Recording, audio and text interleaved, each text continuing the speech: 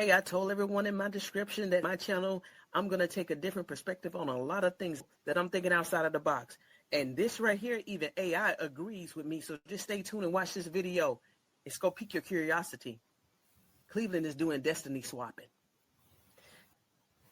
Cleveland is doing destiny swapping. Shout out to you, Nola, New Orleans. Shouts out to you, New Orleans. Cleveland took something out of your...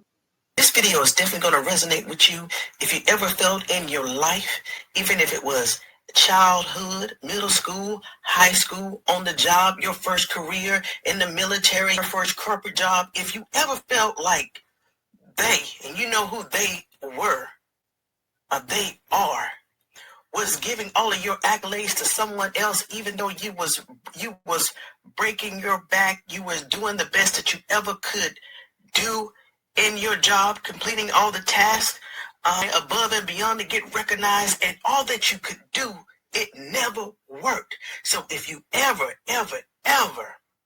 been in that situation and you knew that everybody knew from the leadership down up to the leadership that you was the one that was actually being that exceptional worker, but you never got the credit, it will resonate with you. You did all you could to get that recognition, but they always gave it to someone that was underneath you for whatever reasons. Prejudice, racism, sexism, ageism, all the isms. This video is going to resonate with you. And I think that's why so many of us is supporting Shedeur, because we see a part of our life, past situation, current situation, or a situation that we may get hit with in the future that's going to resonate with us. So I think that's what's going on with so many of us. Especially when you know that you're the one that did the work, but they give it to someone else. They give the accolades to someone else. They get a promotion to someone else. They give somebody else their bonus when you did all the work, but they getting the bonus because of the choice of the office or of the team. We all grown. You know what we're talking about. But because of God, we're still here. We're still getting our rewards because we're still here. And your situation may have not balanced out as of now, and it may not balance out. Or you may have to go somewhere else that God will have something better for you on the other end. And it's going to be okay. Eventually the truth will get out. Thank you for coming in real quick to check out this video. I'm not going to hold you too long, so I'm going to get to it because I know we got other responsibilities in this life. So after Shedeur and Dilion got drafted to the Cleveland Browns, I started to notice something that was very strange, confusing, and kind of eerie in a sense. But it didn't dawn on me until later. And ironically, before it dawned on me, for some reason, so if you're not a very spiritual person, this video is not for you. So you just need to thrive and come back later for a video that's going to fit your taste. I came to this conclusion and realized what was going on. For some odd reason, my YouTube videos, and this is before I started the channel, I noticed that my YouTube videos started showing me videos from New Orleans regarding all the spiritual elements of New Orleans. And one thing that caught my attention is a lot of these videos started coming up about destiny swapping. I said, destiny swapping. So I started watching the videos. And I was like, oh, I've seen people say certain things. I've seen people do certain things, even to strangers. And it was odd to me. So when I realized some of the things that I've seen in life were probably attempted destiny swapping, I said, nah, this can't be going on. So then when it hit me what was going on, I said, why are they describing Shedeur as if he was Dilion? And why is he describing Dilion as if he is Shedeur? I said, this is odd. I said, well, I've never fallen Dilion in college, so I wasn't familiar with his play. But I still gave Dilion the benefit of the doubt. But when I started noticing the QB tracker that Cleveland was advertising, I said, hey, yeah, this does all right. I said, they chose him over Shedeur? I said, something's wrong. So as the tracker continued to develop, and then they got through the OTAs, and then they got through the preseason. And of course, you compare the two games. Shedeur Sanders against the Carolina Panthers, dynamic game. It was a thriller. I think that was the most preseason watched game in NFL history. And then I watched Dillion's game, which was the second preseason game against the Philadelphia Eagles. I was like, okay, iffy. You know, at that time, iffy. We kept hearing the narratives that Dilion Gabriel, quote unquote, is a supercomputer. Now, they contributed that type of statement to Shedeur. That computer stuff, that's the case. Dilion is AI. He's a clone of somebody else. Because why would you say a supercomputer, a human computer, sci-fi stuff? Maybe Cleveland was attempted to do some hoodoo voodoo type of stuff. Maybe. But I'm going to say this. Evidence point to it, because why would you give the attributes of Dilion to Shedeur and Shedeur attributes to Dilion? Why would you do that? I would say it's definitely evidence of attempted destiny swapping. Let me tell you one thing. A lot of people believe in, now witchcraft is more prevalent of anything. And this was definitely attempted destiny swapping. We already heard that witchcraft is in sports and everything else. And I never watched that movie, Him. Everybody know what we're talking about. It definitely was full of, that movie was with Marlon Wayans. It was definitely full of witchcraft symbolism and of the sort. You know what I mean? Hint, hint. But it was odd. And I have the receipts. Check this out. This is one receipt from September 24 that I posted on the BWatts video before I started my own channel. And here's another post that I made shortly after that. But what hit me is when G. Bush, on October the 29th, I was watching one of his particular videos. Let's get to some more receipts. Let's look at, this is Dilion Gabriel's final scouting report from Pro Football Focus. Let's take a look at his weaknesses. Gabriel's measurables: height, weight, wingspan, hand, etc. All in the 35th percentile of the lower among quarterbacks. That's quite a barrier developing into a successful NFL signal caller. He'll be a significant disadvantage, and some teams may even be scared of drafting him on their boards. Now, let's see what his other weaknesses are. He turns down open downfield passing options. Gabriel's average downfield pass in 2024 traveled 7.0 yards. That's seventh lowest in the FBS. Not Pac-12, Big Ten, Power 5. That is seventh lowest. That Bo Nix took advantage of downfield options. Gabriel's big time throw rate was 3.2%. With Dilion Gabriel, he didn't make them in college. Let's keep it real. But it's significant when there's plenty of times Gabriel could have taken deep shots. He simply turned down far too many opportunities, either because he has hit his check down too early, sound familiar this year, or on passing attempts over 20 or more yards, he earned a PFF grade of 94.7, right? But guess what? He doesn't let it go. Summary. He demonstrated excellent distribution skills in RPO and quick passing situations, right? Guess what? RPOs is college. The Browns don't run no RPOs. They actually are sitting here trying to tell you Shedeur Sanders was actually the RPO guy, the guy that didn't understand offense, right?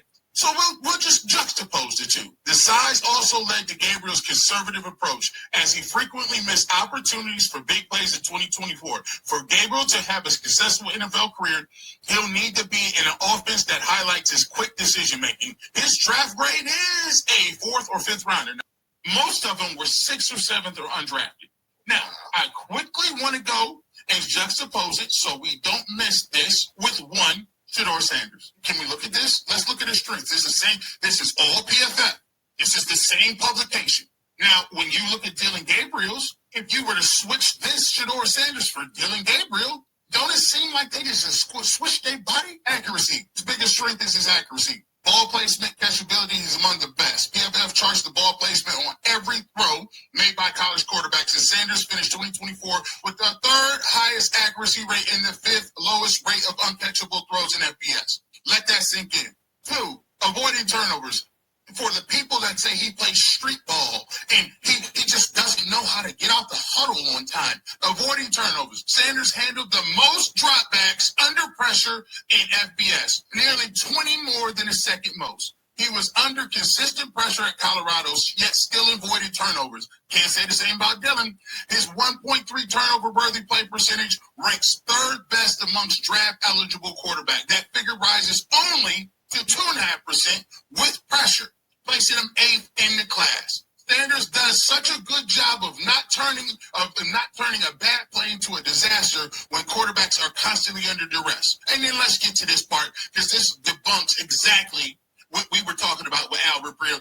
Maybe because we actually watched the games, maybe because I saw him play. When Sanders plays on time within structure, he flashes high-level processing, not the street ball narrative. It led to the third highest clean pocket PFF passing grade among draft-eligible quarterbacks. Colorado's offense, which was not Oregon's RPO offense, does not rely on a ton of RPOs and screens. Instead, asking Sanders to process a lot of pre-snap and post-snap. Now, Mary Kay, I'm sorry, but when you keep saying he needs to learn the terminology and get it out of the huddle, who are you hearing that from? Because obviously you didn't watch him in college. You didn't see these scouting reports, did you? Although the Buffaloes' offensive line often couldn't hold up enough to allow him to get through his progressions, when he did have time, he was excellent. Even when he didn't have the time, he showed the ability to stand and deliver in crowded pockets. Sanders' 86.9 PFF passing rate when under pressure with time to throw under 2.5 seconds, rate third in college football this past season. Maybe the most egregious pick in all of the 2025 draft was the Browns taking Dillon Gabriel in the third round. There's no way you can evaluate the quarterback position and have him rated as a higher prospect than Shedeur Sanders. Dealing weaknesses with Shedeur's strengths, and Shedeur's strengths with dealing weaknesses. It's out in the open. I wasn't the only one believing that destiny swapping was going on in the NFL with the Cleveland Browns. They may not even know what they were attempting to do, but it basically had some type of a magical foundations to it. NOLA, that's what the NOLA, that's contributed to the NOLA factor. But if they didn't know what they was doing, I don't think they're naive. I definitely think they knew what they were doing besides copy and pasting. Oh, we're going to take these attributes from Shedeur and give them to someone else, and we'll take these attributes from Shedeur and give them to Dillon. If they intentionally or unintentionally did it, they did it. But guess what? We're much smarter than that. We know we wasn't buying that. We wasn't buying that. So let me get back to this movie. So in this particular movie, if you ever watched it with Samuel L. Jackson and John Travolta, in the trailer, the narrator states, March 28th, the deception begins. Now I'm going to look for some particular receipts, because we know that something happened between the pre-draft and the draft that causes Kevin to change his opinion about Shedeur. But if you ever watch this movie, in the movie Basic, at the end, the inspector that came out there to inspect the basic training operation that went wrong where someone got killed, that's when the investigator realized that this whole operation, because she didn't know anyone, she came out there just to inspect. That's when she realized that the white soldier was swapped with the black soldier. All the attributes that the white soldier did actually was given to the black soldier, Taye Diggs in this movie. And Taye Diggs, all of the actions that he did was actually given to the white soldier. Throughout this movie, Taye Diggs did his best to satisfy all of the military operations that Samuel L. Jackson put out there. And Samuel L. Jackson, character named West, the drill sergeant that you just saw, he is the one that is brutally, mentally, and sometimes physically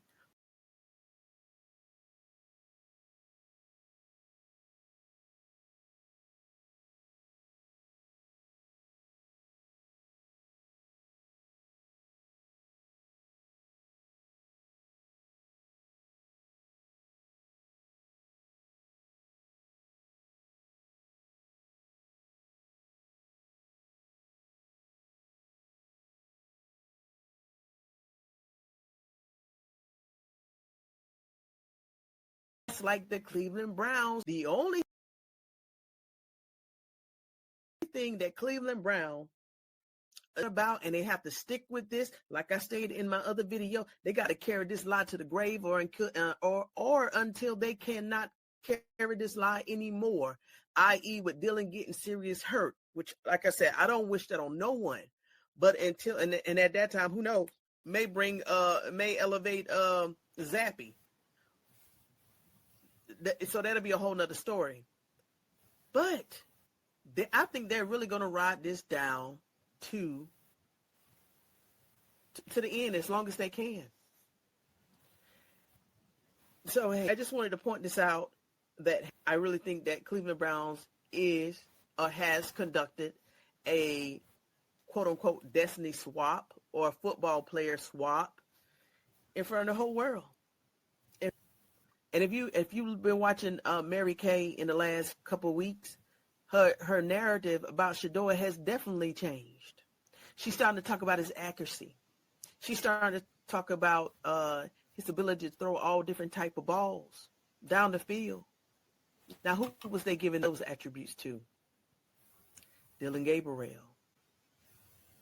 And all the things that they say in the preseason about Shedeur, and the reason why he lost the ability to be QB2 is because, quote unquote, he had all of these weaknesses that is actually contributed to Dilion.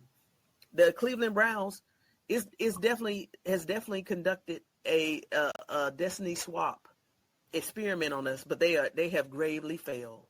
And let me tell you one thing: Cleveland Browns Stadium, I believe it's definitely cursed.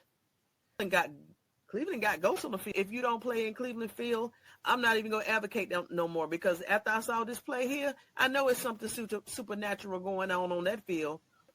Cleveland has ghosts. Watch what they're doing.